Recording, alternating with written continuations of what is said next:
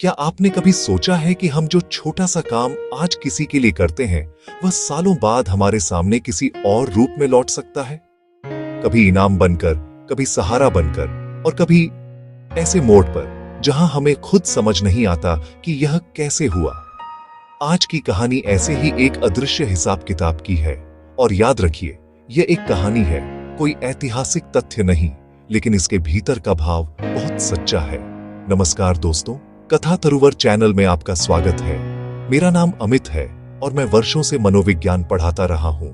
यहां हम सिर्फ कहानियां नहीं सुनाते, बल्कि उन कहानियों के पीछे छिपे विचार, भावनाएं और सच को समझते हैं।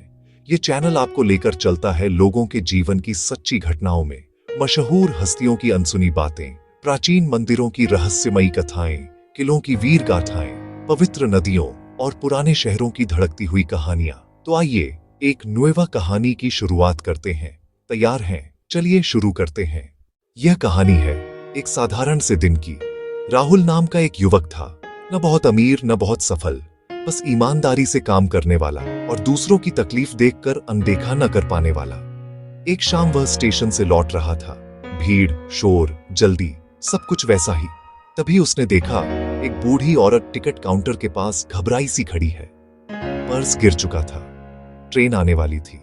लोग देख रहे थे पर रुक नहीं रहे थे। राहुल रुका। उसने पर्स उठाया, काउंटर की लाइन छोड़ी और उस औरत के हाथ में पर्स थमा दिया। औरत ने कांपते हाथों से पर्स पकड़ा, आंखें भर आईं। बेटा, भगवान भला करे, उसने कहा। राहुल मुस्कुरा दिया। उसके लिए यह बस एक छोटा सा काम था, कोई कहानी नहीं, कोई उम्मीद नहीं। और याद रखिए, ये एक कहानी है, लेकिन ऐसे छोटे पल हम सबकी जिंदगी में आते हैं। समय बीतता गया। राहुल की जिंदगी आसान नहीं हुई। नौकरी चली गई, घर में बीमारी, पैसे की तंगी। कई रातें ऐसी रहीं जब उसने खुद से पूछा, अच्छा बनकर आखिर मिलता क्या है? एक दिन अस्पताल में वह काउंटर के बाहर बैठा था, फाइल हाथ में, चेहरा थका हुआ।